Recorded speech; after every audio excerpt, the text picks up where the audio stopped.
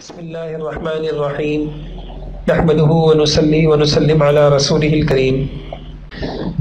بہت ہی اہم باتیں عرض کی جا رہی تھیں کہ حضور اقدس صلی اللہ تعالی علیہ وسلم کے حقوق، اس میں سے میں یہ عرض کر رہا تھا کہ ایک حق یہ ہے کہ ہم صرف اور صرف اللہ ہی کے نبی کی اطاعت کریں، بلکہ میں نے آپ سے عرض کیا تھا اس کائنات میں ایک ہی ہستی ہے جس کے بارے میں یہ کہا جا سکتا ہے کہ اے ساری دنیا کے انسانوں تم ان کی اتباع کرو، اور میں نے آپ کو تفصیل سے اس کی دلیل میں بھی سمجھائی تھی۔ اسی کی بات تفصیلی عرض کی جا رہی تھی کہ اگر ساری دنیا کے مذہب والوں سے کہیں کہ بھئی یہ بتاؤ کہ اتباع ساری دنیا کو اگر کسی ایک کے پیچھے چلنے کا کہا ہے، وہ ایک کیسا ہونا چاہیے؟ بھئی اس ایک میں کوئی خوبی ہونی چاہیے نہیں ہونی چاہیے؟ تو میں نے عرض کیا تھا کہ اس ایک میں 4 باتیں ہونی چاہیے۔ نمبر 1، اس کی زندگی مستند طریقے سے ہم تک پہنچنی چاہیے۔ میں اسی کی تفصیل آپ کو عرض کر رہا تھا۔ دنیا میں سب کنگلے، اللہ کی قسم کوئی نہیں دکھا سکتا کہ ان کے پیشوا، ان کے پیغمبر، ان کے مقتدا، ان کے امام، ان کی زندگی انسانیت کے پاس مستند طریقے سے ہو۔ سب جل جلا گیا، افواہیں ہیں، ایک ہم ہیں مسلمان ہیں کہ ہمارے پاس محمد الرسول اللہ کی زندگی ایسے مستند طریقوں سے محفوظ ہے کہ دنیا اس کی نظیر دکھانے سے عاجز ہے۔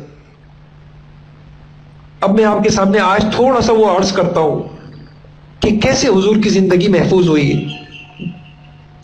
دیکھیے، ایک حصہ تو حضور صلی اللہ علیہ وسلم کی تعلیمات کا وہ ہے جو قرآن کے ذریعے سے ہمیں پہنچا ہے، اور قرآن اتنا مستند طریقہ ہے کہ دنیا میں کٹر سے کٹر کافر وہ اس کا انکار نہیں کر سکتا کہ تمہارا یہ قرآن وہ والا نہیں ہے جو محمد الرسول اللہ کا تھا۔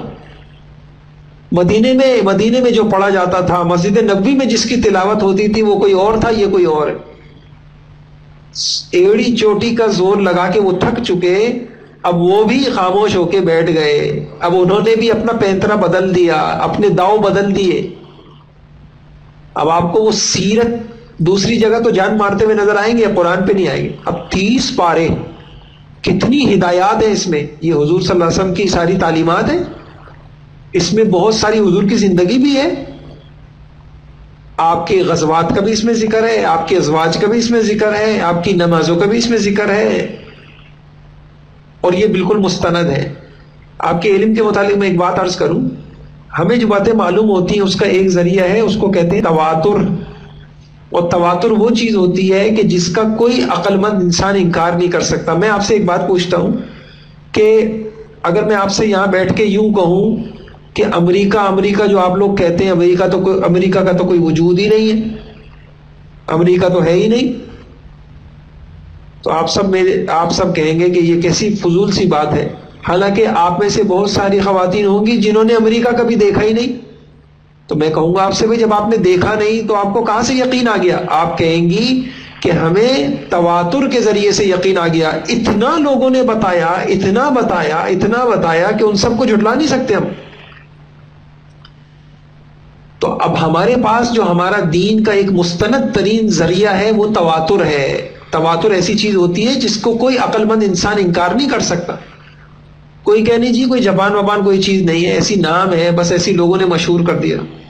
آپ کہیں گے کیا سب جھوٹے ہیں؟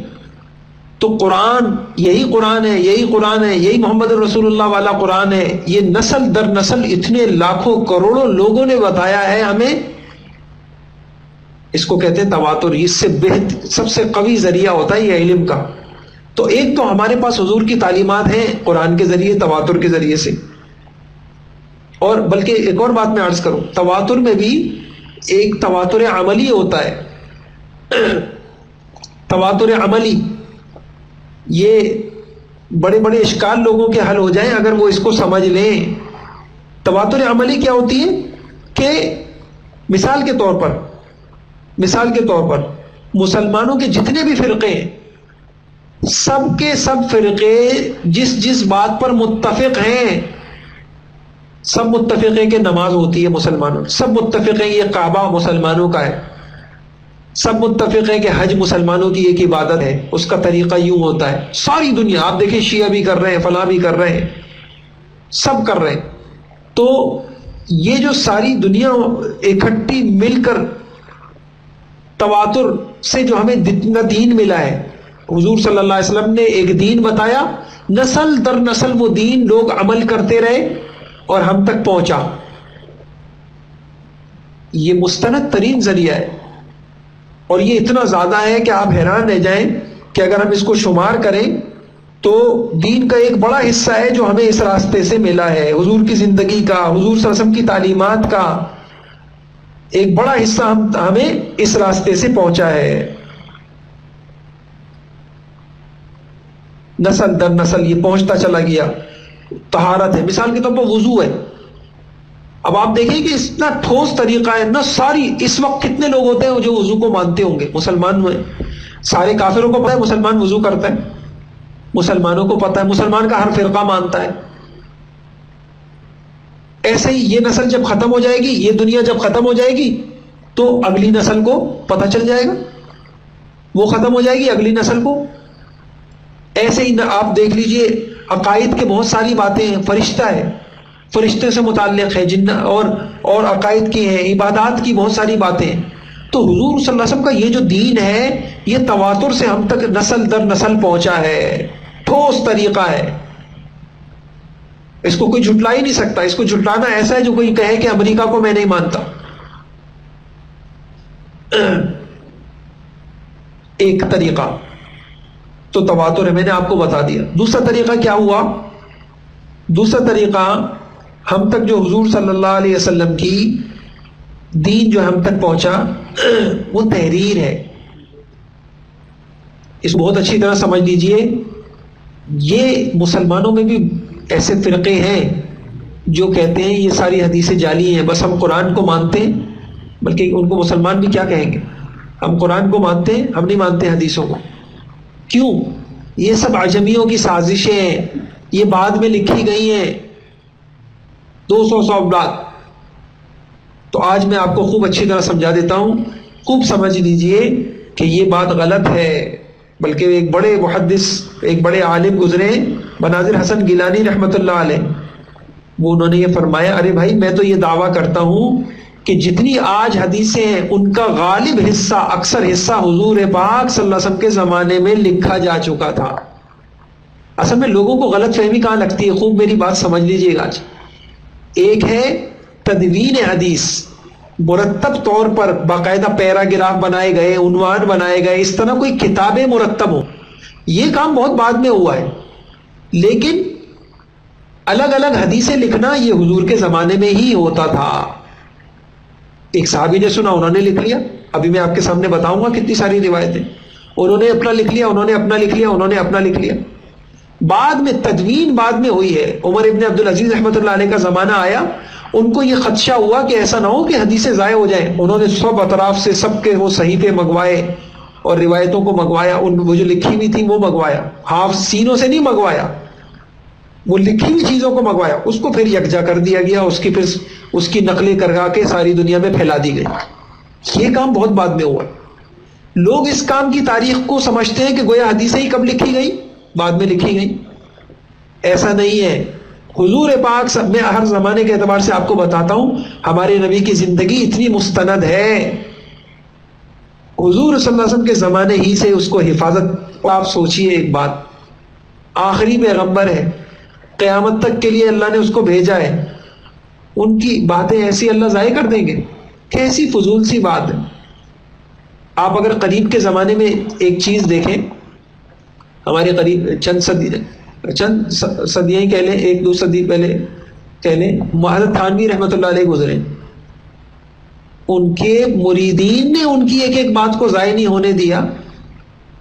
آپ دیکھیں ان کے ملفوظات 25 جلدیں، ان کے بیانات 30 جلدیں، ان کی یہ باتیں اتنی جلدیں آج محفوظ ہیں. ایک ایک بات ان کی لکھی جاتی تھی، محفوظ کی جاتی تھی. آج ہم تک ان کی ساری باتیں پہنچ گئی.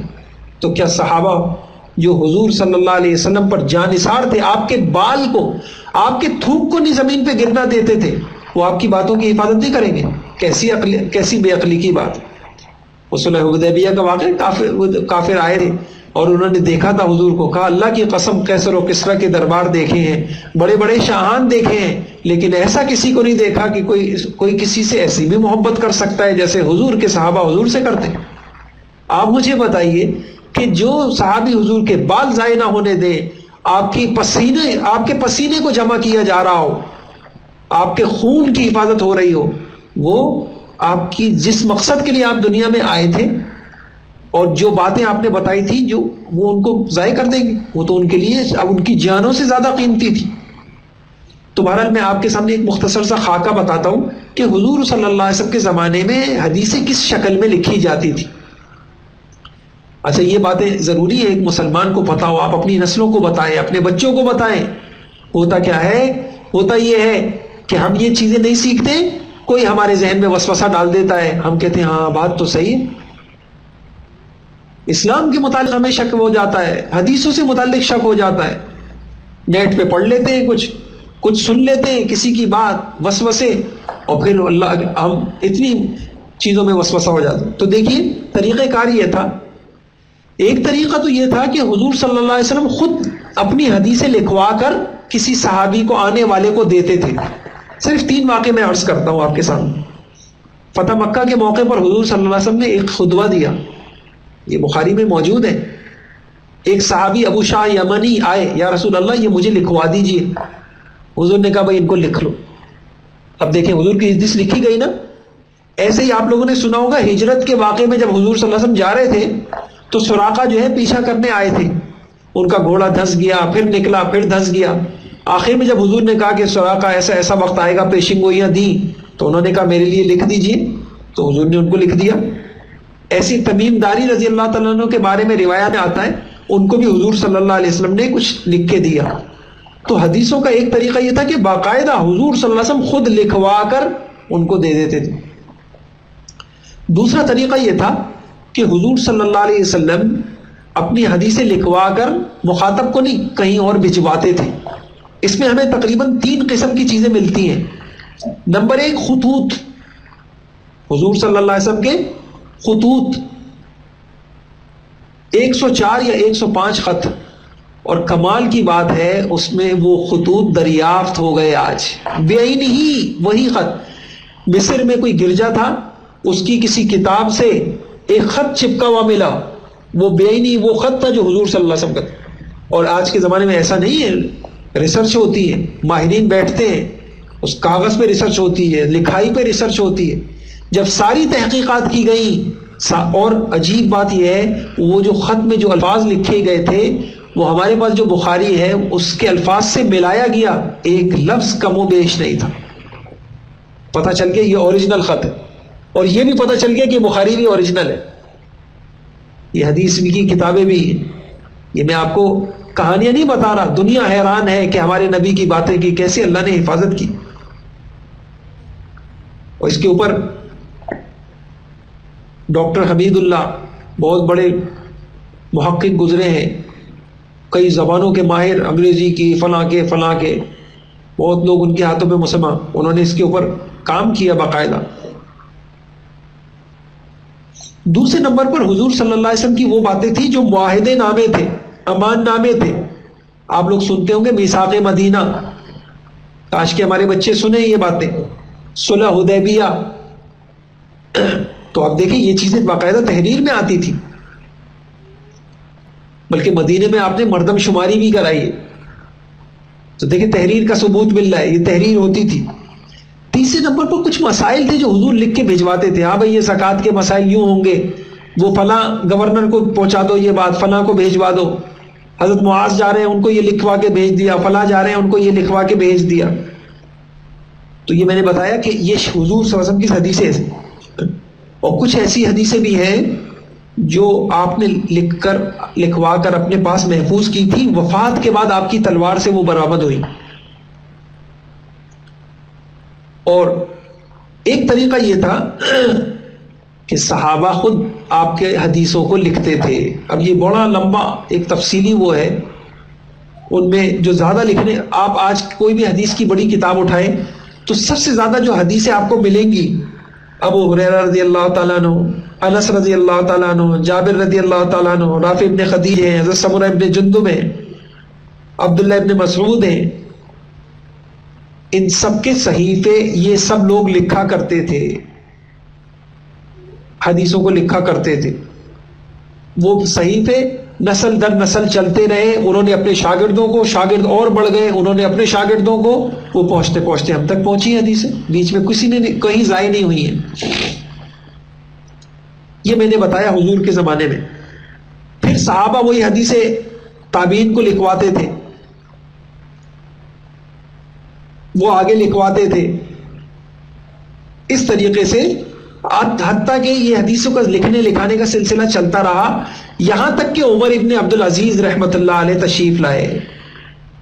پھر انہوں نے سارے شہروں کے اندر ایک فرمان جاری کر دیا، بھائی جتنی بھی حدیثیں جمع ہوئی ہیں، احادیث ہیں، کس نسخے ہیں، وہ سب دارالخلافہ بھیجو. پھر انہوں نے اس کی نقلیں کروا کے، آج تو فوٹو اسٹیٹ ہے، اس زمانے میں ہاتھ سے نقلیں کرا کر پھر انہوں نے مختلف شہروں میں بھیج دی. اس کے بعد تو پھر کوئی انکار ہی نہیں کر سکتا کہ حدیثیں کوئی، اس کے بعد تو پھر ان کی حیثیت بالکل روز روشن کی طرح واضح ہو گئی. کوئی اس کا انکار ہی نہیں کر سکتا کہ یہ وہ کتابیں نہیں ہیں. سارا مسئلہ بس اس دوران تک ہے. یہ لوگ جو کہتے ہیں، تو اول تو ایک بات میں آپ سے بہت اہم عرض کروں، اول تو صحابہ جو حیات رہے ہیں وہ ایک لمبے عرصے تک حیات رہے، تو صحابہ کی حیات تک تو ظاہری بات ہے حدیثوں کا ایک چرچا تھا، وہ پھیلاؤ تھا. اس کے بعد تدوین کا زمانہ، صرف اس کے جو درمیان کا زمانہ ہے اس میں لوگ یہ باتیں کرتے ہیں. بہرحال یہ میں نے مختصر سے آپ کے سامنے عرض کیا، لیکن میں آپ کے سامنے ایک اور بات عرض کروں. کسی چیز کی حفاظت کا ذریعہ صرف تحریر نہیں ہوتی، حافظہ یہ بھی حفاظت کا ذریعہ ہے. آپ آج بچے کو اٹھائیے، اللہ کی قسم اتنے بچے میں آپ کو دکھا دوں، الف لام میم سے قرآن شروع کرے گا والناس تک، آپ سب قرآن لے کے بیٹھ جائیں، ایک غلطی اس کی نہیں آئے گی.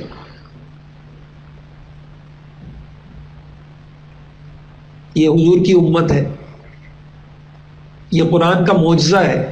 نہیں ہے تو آپ قرآنی کمپیوٹر کے نام سے آپ نیٹ پہ سرچ کریں، قرآنی کمپیوٹر لکھیں آپ نیٹ پہ اور آپ سرچ کریں. بچے کو بٹھاتے ہیں، اللہ اکبر، اور بچے سے آپ سوالات جو ہے نا وہ حیران رہ جائیں گے. اس بچے سے یہ نہیں پوچھیں گے یہاں سے قرآن پڑھو، اس بچے سے یوں کہیں گے کہ تم صفحہ نمبر 50 کی جو آخری صفحہ پہ جو آیت سب سے پہلے ہے وہ پڑھو. وہ بچہ پڑھے گا.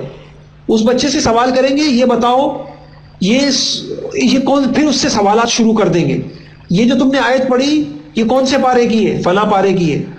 بلکہ آپ سوال نہ کریں، وہ جواب دے گا سورت نمبر کون سی ہے، سورت نمبر یہ ہے، اس کی آیت نمبر کون سی ہے، آیت نمبر یہ ہے.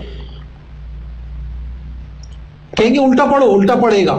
اس سورت کے اندر کتنی آیتیں، میں تو بہت کم سوال آپ کو بتا رہا ہوں، آپ دیکھ لیجئے گا جا کے، آپ حیران ہو جائیں گے.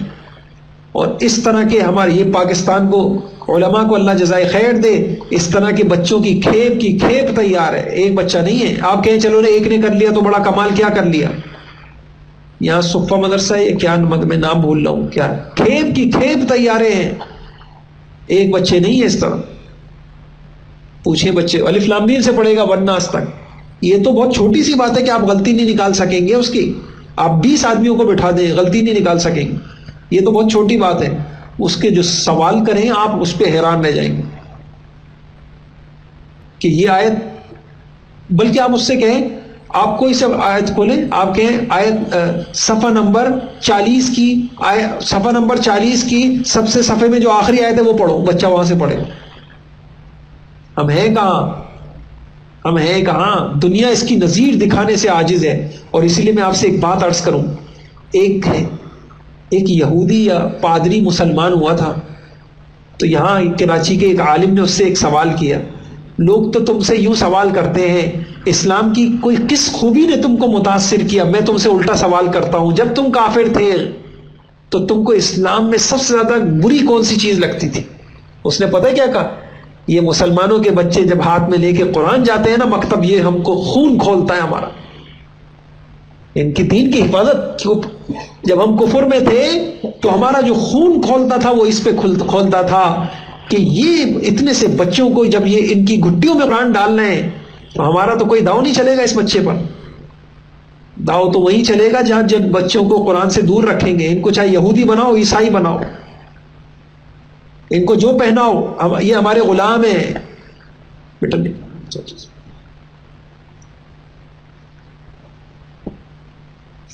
موبائل کاش کہ ہم اپنی بچوں کی گھٹی کے اندر، گھٹی ہوتی ہے نا کہ بچہ پیدا ہوتا ہے شروع میں دی جاتی ہے، ہم بچوں کی رگ رگ میں ہمارے بچوں کے قرآن ہوتا، حضور کی زندگی ہوتی، حدیث ہوتی، تو مغرب پھر ہمارے بچے ایسے نہیں ہوتے۔ نہ ان کے پاس حیا بچی ہے، نہ ان کی آنکھوں میں حیا ہے، نہ یہ ماں باپ کے بچے ہیں، یہ صرف اپنی خواہشوں کے۔ ان کو نہیں پتا باپ کیا ہوتا ہے، ماں کیا ہوتی ہے، ان کو نہیں پتا اللہ کیا ہے، ان کو نہیں پتا مسجد کیا ہوتی ہے، قرآن کیا ہوتا ہے، ان کو نہیں پتا راتوں کا رونا کیا ہوتا ہے، ان کو نہیں پتا مصلی پہ بیٹھ کے اللہ کے آگے آنسو بہانا کس کو کہتے ہیں، ان کو نہیں پتا قبر کیا ہے، ان کو نہیں پتا حشر کیا ہے۔ یہ سب تو قرآن تعارف کراتا ہے۔ ہمارے نزدیک یہ چیزیں چھوٹی چیزیں تھیں، ہم نے ظلم کیا۔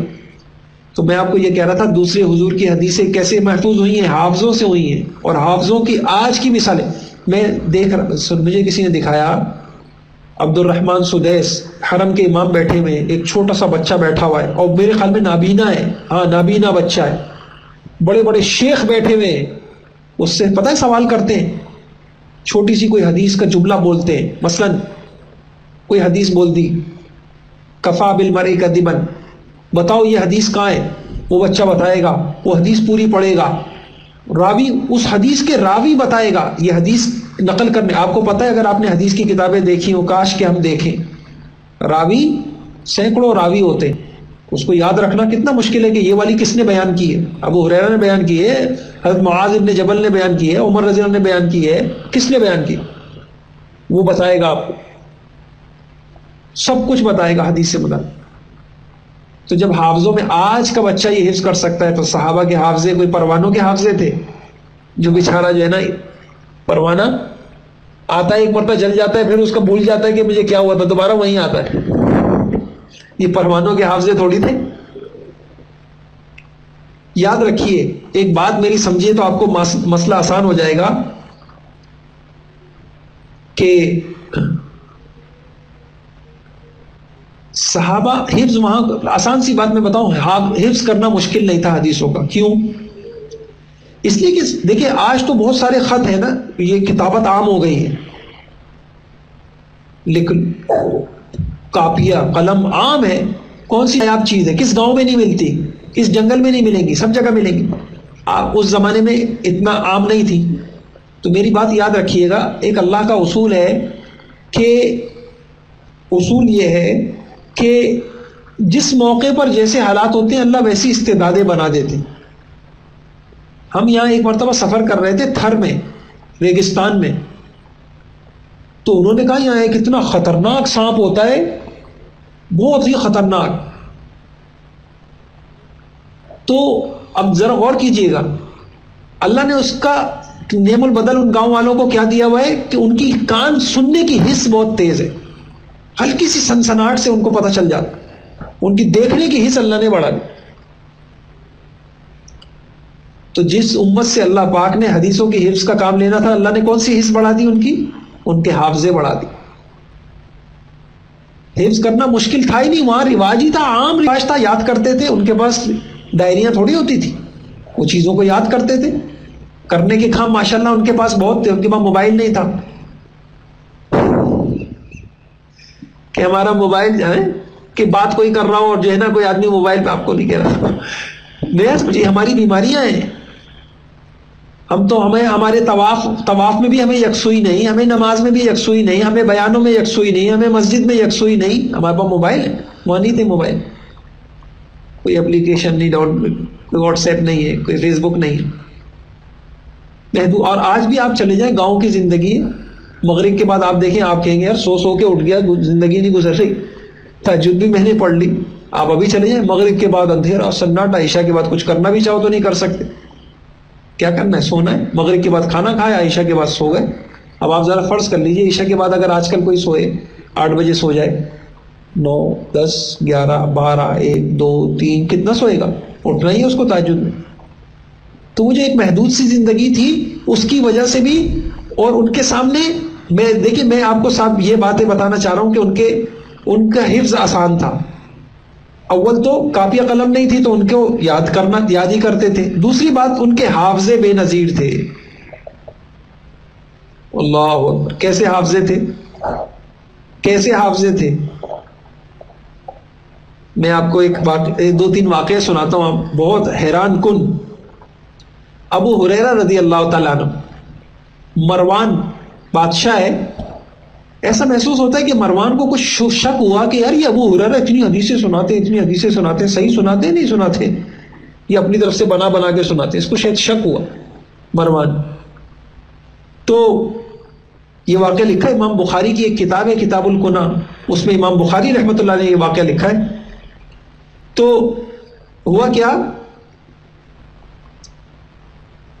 اس نے اب اپنے مروان نے جو ہے، انہوں نے جو ہے ابو ہریرہ رضی اللہ عنہ کو طلب کیا اپنے پاس، اور اس کے بعد اس نے کیا کہا، ان کے سیکرٹری تھے ابو زعزع، ان کو کہا پردے کے پیچھے چھپا دیا، میں ابو ہریرہ سے کچھ سوالات کروں گا حدیثوں سے، تم خاموشی سے اس کو لکھتے جانا. اور ابو ہریرہ وہاں کے بادشاہ بھی حدیثوں کو جانتے تھے. امت پہ کیا زوال آیا ہے کہ ہمارا قصور ہے. چونکہ ہمارے نزدیک قرآن حدیث کی قدر نہیں تھی نا، تو ہم ایوانوں میں بھی ان کو پہنچاتے ہیں جن کو قرآن و حدیث کی ایک صورت بھی نہیں آتی. یہ تو قرآن کا حال ہے، پتہ نہیں نماز کا کیا حال ہوگا. تو وہ سیکرٹری کو جو ابو ہریرہ سے پوچھنے، ہاں بھائی وہ حدیث کیسے، ذرا سا سنائیے گا ابو ہریرہ، وہ حدیث کیسے، وہ حدیث کیسے، چھیڑ کے ان سے حدیثیں. اب وہ کتنی حدیثیں تھیں، روایت میں ملتا ہے فجعل يسأل وانا اكتب حديثا كثيرا. اتنا پتہ چلتا ہے 1 2 نہیں تھی، بہت ساری تھی.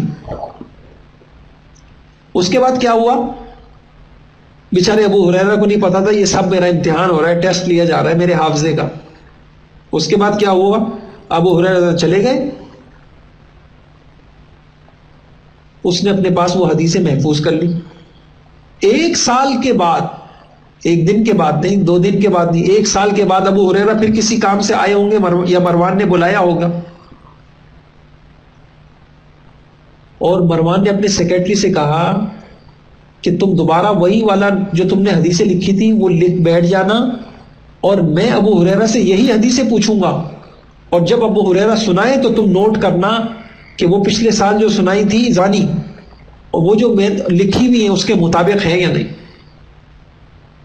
امام بخاری نے جو الفاظ لکھے وہ سنا رہا ہوں. فَتَرَكَ سَنَةً ثُمَّ أَرْسَلَ إِلَيْهِ وَأَجْلَسَنِي وَرَاءَ السِّتْرِ فَجَعَلَ يَسْأَلُ وَأَنَا أَنظُرُ فِي الْكِتَابِ فَمَا زَادَ وَلَا نَقَصَ. پھر ابو ہریرہ نے جتنی حدیثیں سنائی 1 حرف کمی بیشی نہیں تھی. ایسے تھوڑی حدیثیں تھیں کہ یاد نہیں تھی، 1 حرف کی کمی بیشی نہیں تھی. اور اس سے بھی عجیب واقعہ آپ کو سناؤں. یہ آپ بخاری کاش کے ہم پڑھے ہیں، زہری، ان سے امت کو بہت حدیثیں، ان کا نام حدیث میں آتا ہے. ان کا بھی اسی طرح کا ایک امتحان لیا گیا. ہوا اس طرح، ہوا یہ کہ ہشام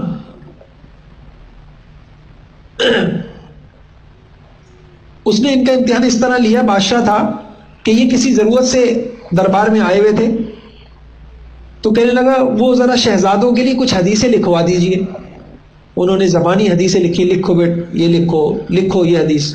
یہی ہوتا تھا، استاد زبانی سناتا تھا، طالب علم املا کرتے تھے. کتنی حدیثیں تھیں، کتابوں میں لکھا ہے فَعَمْلَ عَلَيْهِ 400 حدیث، 400 حدیثیں، 400 حدیثیں، چھوٹی بھی ہوں گی بڑی بھی ہوں گی. پھر کیا ہوا، ایک مہینے کے بعد وہ دوبارہ یہ لکھوا دی. دوبارہ جب کسی کام سے آئے تو ہشام نے کہا او ہو بڑا افسوس ہے، ان ذالک الکتاب ضاع، وہ جو آپ نے لکھوائی تھی نا حدیثیں وہ ضائع ہو گئی ہیں. انہوں نے کہا کیا مسئلہ ہے، لکھو دوبارہ، میں دوبارہ لکھوا دیتا ہوں. ان کو نہیں پتا تھا کہ یہ میرا امتحان ہو رہا ہے، ضائع نہیں ہوئی ہیں. یہ دیکھنا چاہ رہے ہیں کہ ایک مہینے پہلے جو لکھوائی تھی 400 حدیثیں زبانی، اور اب جو لکھوا رہے ہیں یہ ایک جیسی ہیں یا فرق ہے.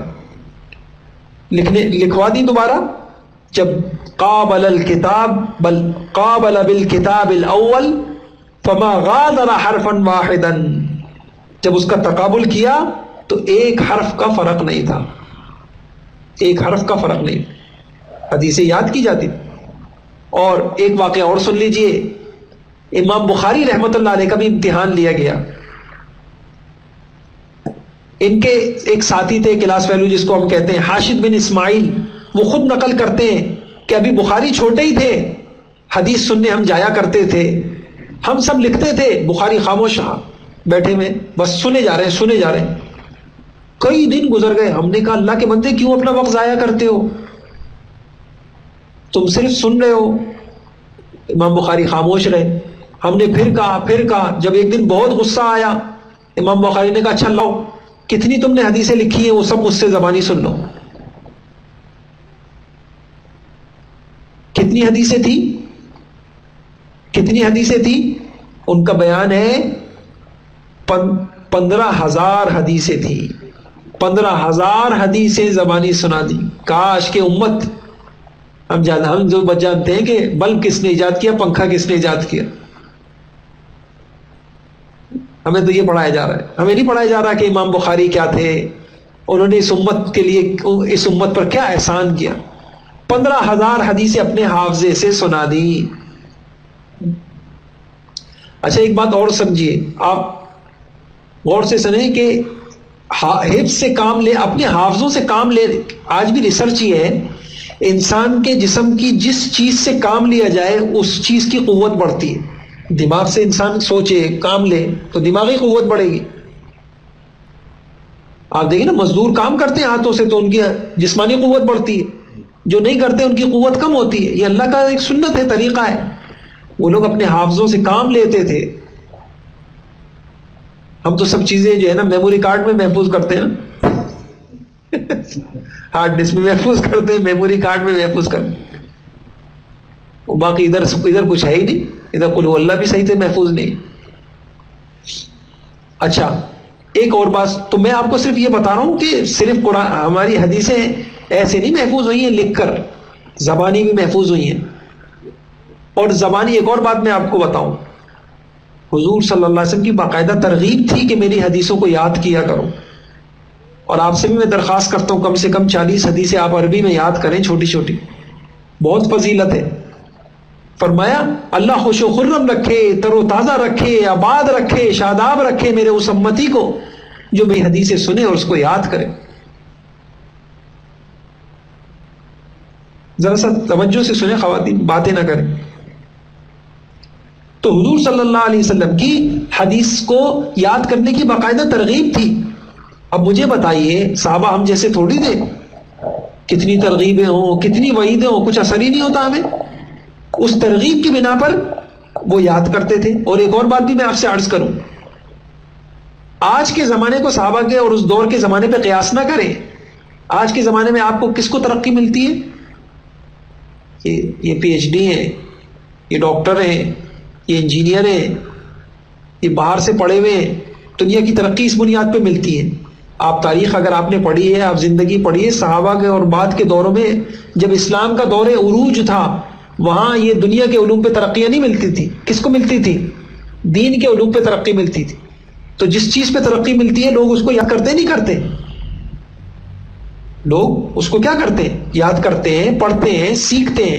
جیسے آج ترقی جو ہے دنیا کی تعلیم پہ ملتی ہے تو لوگ راتوں کو اس کو پڑھ رہے ہیں، یاد کر رہے ہیں، امتحان کی تیاری کر رہے ہیں. ایسی ایک زمانہ امت پہ گزرا ہے کہ ساری ترقیاں بھی آپ دیکھیں، جتنے بادشاہ تھے یہ بڑے بڑے عالم بھی تھے، قرآن کے حافظ ہوتے تھے، حدیثوں کے حافظ ہوتے تھے. اس زمانے میں علم جب بولا جاتا تھا یہی مراد ہوتا تھا، ABCD علم نہیں ہوتا تھا اس زمانے میں. اس زمانے میں علم قرآن کا ہوتا تھا. ہاں بھائی قرآن کتنا پڑھا ہوا ہے, حدیثیں کتنی یاد ہیں, مسائل کتنے پتہ ہیں, تاریخ کی سیرت, حضور کی سیرت کتنی پتہ ہے, استنباط ان سے کتنی تم استنباط کر سکتے ہو. اس زمانے میں علم بھی یہی شمار ہوتا تھا. تو یہ ساری وجوہات تھی جس کی وجہ سے لوگ اس کو علم بھی شمار کرتے تھے, حضور کی ترغیبیں دی تھی. اور وہ جو میں نے آپ کے سامنے بات کی کہ ان کے سامنے سونے چاندی سے زیادہ قیمتی چیز حضور کی باتیں تھی. یکسوئی بھی میسر تھی, یکسوئی بھی میسر تھی, موبائل بھی نہیں تھے. اور پھر ایک اور اہم بات آپ کو بتاؤں, شخصیت ایک تھی. بہت سارے لوگوں کی باتیں یاد رکھنا مشکل ہے نا, اور ایک ہی آدمی کی بات یاد رکھنا آسان ہے. تاریخ کس چیز کو کہتے ہیں؟ آپ ہوگے جی فلاں کی تاریخ سنا ہو, آپ بہت ساری بتا رہے ہیں. اب آپ مثلا فلاں ملک ہے, آپ کہتے ہیں وہاں کی جغرافیائی حالات یوں ہیں, اس کے طبعی حالات یوں ہیں, سیاسی حالات یوں ہیں. بہت ساری باتیں کو یاد رکھنا مشکل ہوتا ہے. اور وہاں ان کے سامنے کیا تھی؟ ایک ہی ہستی تھی, محمد الرسول اللہ کی. جو یاد کرنا ہے ان کے متعلق یاد کرنا ہے, تو آسان تھا نہیں تھا. اور اس سے بھی عجیب بات بتاؤں کہ بہت ساری حدیث نہ واقعات پر مشتمل ہے, اور واقعہ کوئی بھولتا ہے؟ واقعہ کوئی بھولتا ہے؟ بھائی اگر آپ سے پوچھے بھائی آپ اپنی ایک نوید بھائی ہمارے بیٹھے, کتنی عمر ہے آپ کی؟ اچھا پتہ چل رہی ہے 50 سال عمر ہے. میں ان سے کہوں کہ آپ اپنی شادی کا واقعہ سنائیں,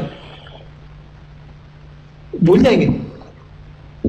واقعات کوئی بھولتا ہے؟ صحابہ تو مر مٹنے والے تھے اللہ کے نبی پر, وہ کیسے احد کے واقعات کو بھول جائیں گے؟ تو احد کے واقعات ہی تو احد کی حدیثیں ہیں. بدر کے واقعات کو بھول جائیں گے؟ خندق کے واقعات کو بھول جائیں گے؟ ہجرت کے واقعات کو بھول جائیں گے؟ فتح مکہ کے واقعات کو بھول جائیں گے؟ کیسی بات؟ حدیثیں کس چیز کا نام ہے؟ واقعات کا نام ہے. آپ دیکھ لیں سارے اتنی واقعات ہیں, تو واقعات کوئی بھولتا ہے؟ تو کس نے کہا کہ حدیثیں جو ہے نا وہ کیسے بھول سکتی ہیں؟ آج کا اتنا کمزور حافظے والا, ہاں ہم بچپن میں جو ہے نا یوں امتحان میں چیٹنگ کیا کرتے تھے, آج کے واقعات تو یہ ہوں گے. افسوس ہوتا ہے, غم ہوتا ہے. اللہ کی قسم کیا بنے گا اس امت کا بھی. ظہر میں ایک صاحب مجھے کہہ رہے تھے, کیا بتاؤں میں آپ کو, باپ آتا ہے کہتا ہے, کہنے لگے مائکرو ایکرو نہیں کر کے دیتا ہوں. چیٹنگ کرتے ہیں یہ لوگ. باپ آتا ہے بیٹا نے یہ مائکرو کر دو. کیوں؟ بچے نے پڑھا تو نہیں ہے. کیا مطلب پڑھا تو نہیں ہے؟ اب کیا کرے گا؟ جب باپ بیٹے کو خیانت سکھائے گا, جب امت پہ اتنا زوال آ جائے گا, یہاں کیا حال بنے گا پھر اس پاکستان کا؟ اتنا زوال آ گیا, کا غصہ ہو جاتے ہیں مجھے. باپ بیٹے کو خیانت سکھائے. جن تعلیم گاہوں سے انسانوں کی نسلیں سنور کے نکلنی چاہیے تھی, وہاں خیانت ہو, وہاں ٹیچر بھی خیانت کرا رہے ہوں. خیر یہ بات کہاں سے کہاں نکلی؟ تو میں نے عرض کیا حدیث تو بہت سارے واقعات پہ مشتمل ہے, واقعات انسان بھولتا نہیں ہے. اور پھر اس سے بھی عجیب بات بتاؤں آپ کو, قرآن کو حدیثوں کو صرف ایسے نہیں یاد کرتے کہ کوئی واقعہ کسی نے کھڑے کھڑے سنا دیا, نہیں جیسے ہمارے یہاں کوئی ہے نا پان کے کیبن پہ کوئی بات سنا دے سرسری سی کو, کہیں بیٹھک ہو گئی وہاں پارک میں مل گئے تو کوئی واقعہ سنا دیا. نہیں, جس طرح آپ کاش کہ آپ دیکھتے ہیں یہاں بچے قرآن کیسے حفظ کرتے ہیں. ان ماؤں کو اندازہ ہوگا بچے قرآن کیسے حفظ کرتے ہیں جن کے بچوں کو اللہ نے یہ نعمت دی. ایک آیت کو لیتا ہے بچہ, پڑھتا ہے, یاد کرتا ہے, پھر جب وہ آیت یاد ہو جاتی ہے اگلی آیت کو لیتا ہے, پھر جب اگلی آیت یاد ہو جاتی ہے پھر دونوں کو دہراتا ہے ملا کے, پھر ایک آیت اور لیتا ہے, پھر تینوں کو ملا کے دہراتا ہے, پھر چوتھی آیت لیتا ہے, پھر چاروں کو دہراتا ہے. اور پھر میں آپ دیکھیں آج جتنے مدرسے ہیں ان کا طریقہ کیا ہوتا ہے کہ تھوڑا تھوڑا سبق دیتے ہیں بچوں کو, ایک دم نہیں, تاکہ مضبوط حافظ ہو.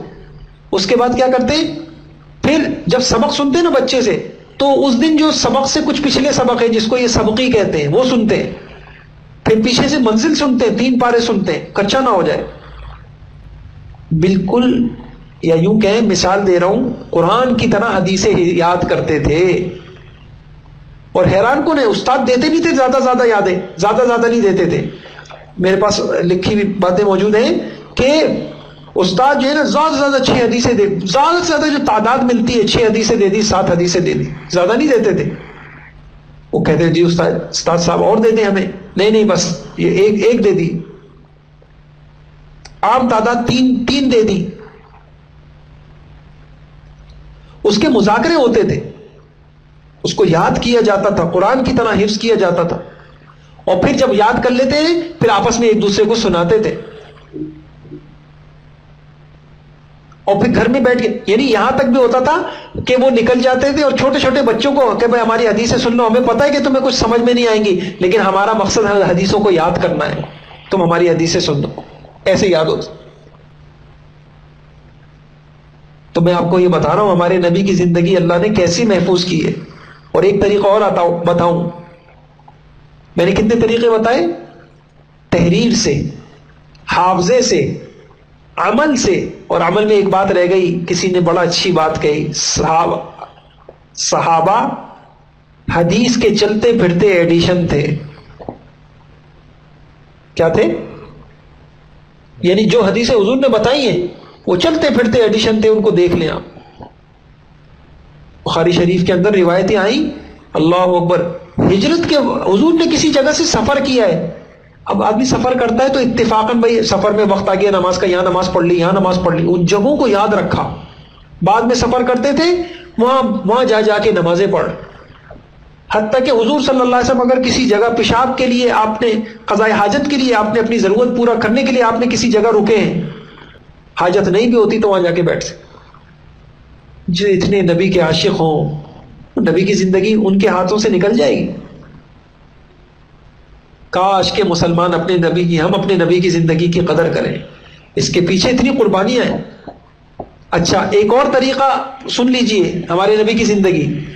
حضور صلی اللہ علیہ وسلم کی تعلیمات تھی کہ میری باتوں کو پہنچانا ہے آگے، فلولا نفر من کل فرقۃ من طائفۃ لیتفقہوا فی الدین، آگے پہنچانا ہے، جس نے سننی ہے اس کو آگے پہنچانا ہے۔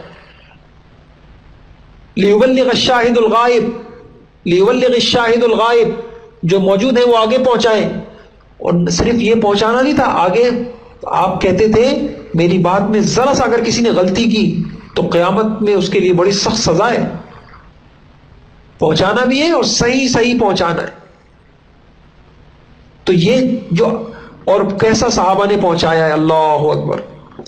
بخاری شریف میں روایت ہے، حضرت ابو ذر رضی اللہ عنہ کو کسی نے ایسی کہا کہ آپ یہاں حج کے موقع پر کیا آپ لوگوں کو یہ باتیں بتا رہے ہیں؟ انہوں نے کہا اگر تم میری گردن پہ تلوار بھی رکھ دو اور میرے پاس صرف اتنا وقت ہو کہ میں ایک حدیث تم کو سنا سکتا ہوں، میں حدیث سناؤں گا۔ ان کی گٹیوں میں تھا دین پہنچانا، وہ تو ہم نے اپنے اس فرض سے غفلت کی۔ کاش کہ ہم ایسے مرے کہ ہم اپنی نسل تک تو دین پہنچا دیں۔ ہم کافروں تک، امریکہ یورپ تک نہیں پہنچا سکتے، کاش کہ اپنی نسل تک تو ہم دین پہنچا دیں، کہ میں جب اس دنیا سے مروں میں اپنے بچوں کو نماز پہنچا کے جب مروں، میرا بچہ نمازوں کو پہچانتا ہو، مسجد کو میں اپنے بچے کو مسجد کا تعارف کر کے مروں، میں اللہ کا تعارف کر کے مروں۔ کیا مطلب تعارف کر کے مروں؟ اتنا میرا بچہ عمل والا ہو، قرآن تو اس کے ہاتھ میں پہنچا دوں، میں سیرت اس کو پہنچاؤں۔ ہم تو اپنی نسلوں تک دین نہیں پہنچا پائے۔ انہوں نے کہاں سے چلے؟ ابھی ہمارے ہاں اردن سے جماعت آئی ہوئی تھی یہاں مسجد میں، اردن کے تھے، اردن کے اندر صحابہ کی قبریں ہیں، چین کے اندر قبریں ہیں، پہنچے کہاں تک پہنچے، مکہ چھوڑا، مدینہ چھوڑا۔ یہ مجھے عرب کہنے لگے کہ کسی کا بتانے لگے، سفارت خانے ہوتے ہیں وہاں ویزا لگوانے کے لیے جب گئے تو ایک عرب غصہ ہو گیا، تم مکہ چھوڑ کے کہاں جا رہے ہو؟ پاکستان جا رہے ہو جماعت میں؟ حضور کی قبر پاکستان میں ہے یا مکہ میں ہے؟ تو عرب مجھے سنانے لگے کہ انہوں نے کہا حضور کی قبر تو مکہ میں ہے، مدینے میں ہے، لیکن حضور کی فکر پاکستان میں ہے۔ عرب و عجم سے لوگ آتے ہیں یہاں تبلیغ سیکھنے کے لیے، عرب و عجم سے۔ وہ عرب بار بار، بڑے عالم تھے وہاں عرب کے، یہاں ممبر پہ بیانات ہوئے ان کے، وہ بار بار یہ کہنے لگے یہ 100 سے بھی زیادہ ممالک کے لوگ یہ رائے اجتماع اور ان اجتماعات میں جمع ہوتے ہیں، دنیا کی کوئی طاقت ہے جمع کر کے دکھائے؟ ایک چھوٹا سا جلسہ کرنا ہو اپنے ووٹ کے لیے کتنی جان مارتے ہیں؟ یہاں کوئی اخبار نہیں، کچھ نہیں۔ میں یہ صرف اس بات پہ کہہ رہا ہوں کہ ہم دین پہنچانے کی ذمہ دار بھی ہیں۔ ہم اللہ کے واسطے یہ کوئی موت نہیں ہے، بچپن کھیل میں گزرا، جوانی عیاشیوں میں گزری، اور بڑے ہو کے بچوں کو پالتے ہوئے گزر گئے اور یوں مر کے ختم ہو گئے۔ کیا دیا آپ نے امت کو؟ سب خواتین سے عرض کروں گا، اپنی ذمہ داری کو پہچانیں، کوڑھیے، راتوں کو اٹھیے، تہجد میں سجدوں میں روئیے اللہ کے آگے، اے اللہ ہم سے غفلت ہوئی، اب کسی طرح ہماری اولادوں کو بدل دے۔ آپ کی ان دعاؤں کے اثرات ہوں گے انشاءاللہ، اور آپ فکر کریں۔ خواتین کی جماعتیں بھی ماشاءاللہ جاتی ہیں، آج بھی اللہ والیاں جا رہی ہیں اپنے شوہروں کے ساتھ، اپنے والدین کے ساتھ، کر رہی ہیں کام دین کا۔ آپ بھی اس غم کو دیکھیے، دین پھیلے، ہماری ذات سے پھیلے، صحابہ نے پہنچایا، بعد والوں نے پہنچایا، ہم نے کیا کیا؟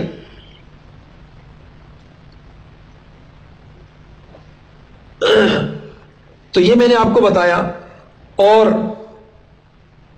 یہ سارا یعنی اب آپ دیکھیے حضور کی زندگی تحریر سے بھی محفوظ ہو رہی ہے، حافظوں میں بھی محفوظ ہو رہی ہے، عمل میں بھی محفوظ ہو رہی ہے، اور سیکھنا سکھانے چرچے ہوتے تھے باقاعدہ۔ میں یہاں ابھی بخاری پڑھ رہے تھے، میں نے کہا دیکھو کیسا، آؤ بھائی چلتے ہیں جی فلاں کے وہاں چلتے ہیں، کریت کریت کے مجلسیں لگا کرتی تھی، مسجدوں کے اندر حلقے لگتے تھے، ایسے تھوڑی ہوتی تھی، مسجدوں میں حلقے لگتے تھے، حدیثوں کے حلقے لگ رہے ہیں، ایک محدث ہے حدیثیں سن رہے ہیں، ہزاروں کا مجمع ہوتا تھا۔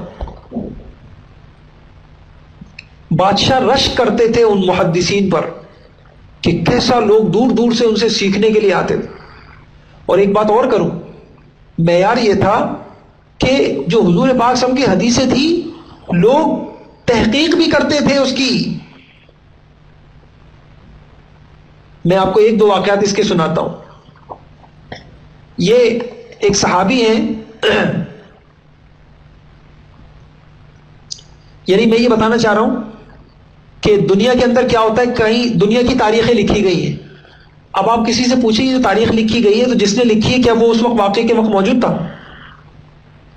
لیکن حدیث کے لیے کتنا شرط تھا، اگر تم کوئی حدیث کے متعلق حضور کے متعلق کوئی بات بتا رہے ہو یا تو تم اس وقت خود موجود ہو، اگر خود موجود نہیں تھے تو یہ بتاؤ تم نے کس سے سنا، اور اس نے کس سے سنا، اس نے کس سے سنا۔ الحمدللہ آج جو مدرسوں میں حدیثیں پڑھائی جاتی ہیں نا، تو استاد جب پہلے دن آتا ہے بتاتا ہے کہ بھائی میں نے یہ ساری حدیث کی کتابیں اپنے استاد فلاں سے سنی، مثلا میں نے حضرت لدھیانوی رحمۃ اللہ علیہ سے سنی، شہید رحمۃ اللہ علیہ، انہوں نے حضرت بن نوری رحمۃ اللہ علیہ سے سنی، جن کا بن نوری ٹون، انہوں نے مولانا انور شاہ کشمیری رحمۃ اللہ علیہ سے سنی، انہوں نے شیخ الہند سے سنی، انہوں نے حضرت گنگوہی سے سنی، انہوں نے فلاں سے سنی، یوں شاہ ولی اللہ سے سنی۔ اس طریقے سے چلتے چلتے سلسلہ کہاں تک پہنچ جاتا ہے؟ ایک حدیث میں ایسے نہیں ہے بغیر، دنیا کی کوئی تاریخ ایسا دکھا سکتی ہے؟ اور بھائی تم نے یہ ساری باتیں ہیں، بس کچھ افواہیں ہوتی ہیں۔ عموماً کیا ہوتا ہے، کسی محقق نے بہت اچھی بات لکھی ہے، عام طور پر جب تاریخیں لکھی جاتی ہیں تو کیا ہوتا ہے، بازاری قسم کی کچھ افواہیں ہوتی ہیں، اس میں سے چھانٹ چھانٹ کے جو عقل کے موافق ہے اس کو لکھ لیا جاتا ہے، پھر کہتے ہیں کہ یہ یوں ہوا تھا، فلاں واقعہ یوں ہوا تھا، فلاں واقعہ یوں ہوا۔ حضور کی حدیث ایسے نہیں ہے۔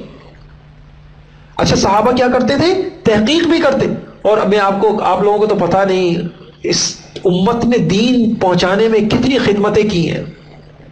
یہ جو آپ کبھی کوئی کتاب اٹھائیں، بخاری اصل جو ہے تو وہ لکھا ہوا ہوگا عن ابی ہریرہ عن فلاں فلاں فلاں فلاں، حدیث آئے گی 2 لفظوں میں لیکن اس سے پہلے نام ہوں گے بہت سارے۔ یہ حدیث امام بخاری نے فلاں سے سنی، انہوں نے فلاں سے سنی، انہوں نے فلاں سے سنی، انہوں نے فلاں سے سنی، انہوں نے فلاں سے سنی۔ میں موبائل میں بھی کوئی نکالتا ہوں، انہوں نے فلاں سے سنی، پوری پوری پوری روایتوں کے اندر وہ نام ہوں گے، اور پھر آخر میں حدیث ہوگی۔ یہ جتنے نام ہیں نا، ان سب کے حالات کتابوں میں لکھے ہوئے ہیں۔ یہ بندہ تھا کیسا، سچ بولتا تھا، جھوٹ بولتا تھا، نیک تھا، برا تھا، کیریکٹر کا کیسا تھا، کردار کا کیسا تھا۔ اسی حدیث پر اعتماد بھی کیا جائے گا یا نہیں کیا جائے گا؟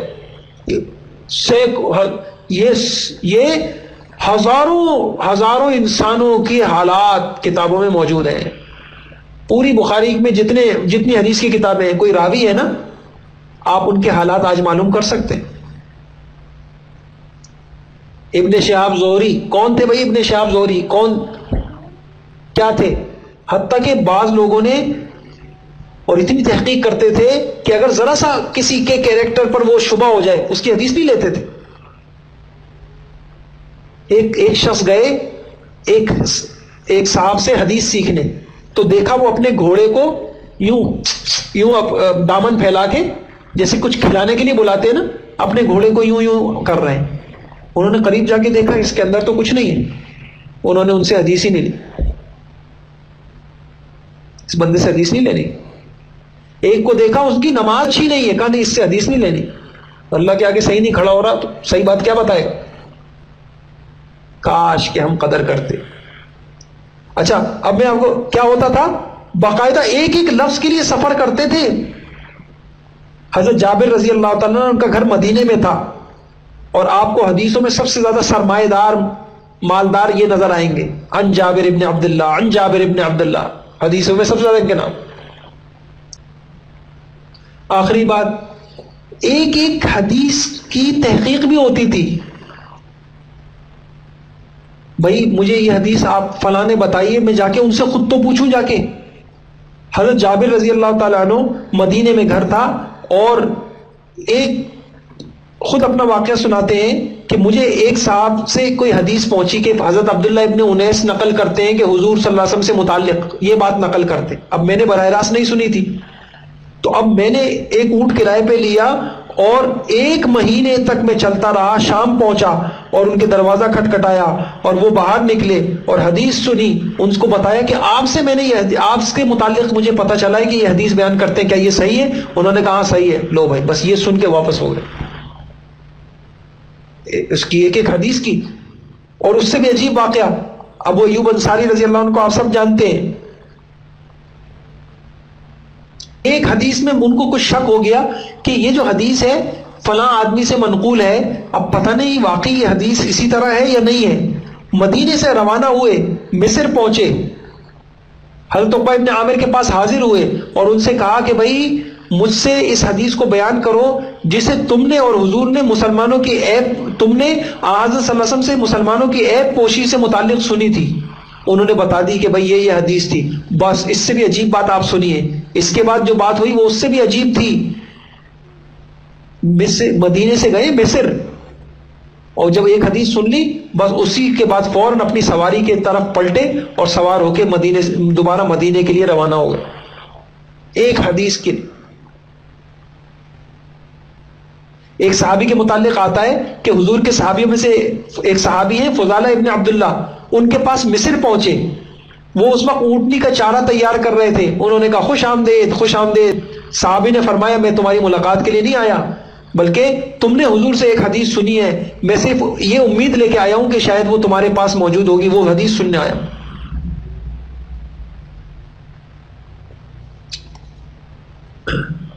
تصدیق بھی کراتے تھے ایک دوسرے سے. اللہ پاک ہم سب کو حضور صلی اللہ علیہ وسلم کی ان حدیثوں کی قدردانی کی توفیق عطا فرمائے، اور اس بات کا یقین نصیب فرمائے کہ ہمارے نبی کے دین کو اللہ نے محفوظ کیا، ان کی سیرت کو محفوظ کیا، ان کی باتوں کو محفوظ کیا، ان کی تعلیمات کو محفوظ کیا. دنیا میں کسی مذہب والے کے پاس یہ نہیں موجود ہے، سب کنگلے ہو چکے ہیں. آپ کو تو پتہ نہیں، شاید انگریز کے پاس اپنے لیے کرنے کے کچھ نہیں ہے. ان کے ریسرچ اور ان کے اسکالر ریسرچ کر رہے ہیں حدیثوں کے اوپر. ان کے اپنے پاس، ان کو پتہ ہے ہمارے پاس تو کنگلے ہیں. تو میں نے ابھی ایک بات بتائی، ساری دنیا میں پھر دہراتا ہوں اس بات کو، بات ختم کرتا ہوں. ساری دنیا والے کو اگر یہ کہا جائے کسی ایک کی اتباع کرو تو وہ ایک کون ہوگا؟ سب کہیں کون ہوگا؟ محمد الرسول اللہ. اور کیوں؟ میں نے کہا دلیل سے بات کیجئے. اور وہ ایک محمد ہی کیوں ہے؟ اس لیے کہ کوئی اور ایسا ہے نہیں جس کی باتیں، جس کی زندگی، جس کی سیرت، جس کی تعلیمات مستند طریقے سے انسانوں کو ملی ہوں. ایسا کون ہے؟ صرف محمد الرسول اللہ ہیں صلی اللہ علیہ وسلم. اللہ ہم سب کو قدردانی کی توفیق عطا فرمائے. اب تو آپ سے گزارش کروں گا کہ حدیث کی ایک کتاب کم سے کم معارف الحدیث 6-7 جلدیں ہیں، اپنے گھر میں رکھیے. انتہائی قیمتی کتاب ہے، پڑھیے، اپنے بچوں کو بتائیے. اور اس کے پیچھے بڑی قربانیاں ہیں. میں آپ کو اگر وہ واقعات بتاؤں آپ حیران رہ جائیں گے.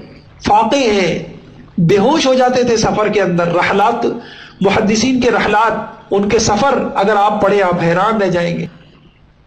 اللہ مجھے آپ کو عمل کی توفیق عطا فرمائے۔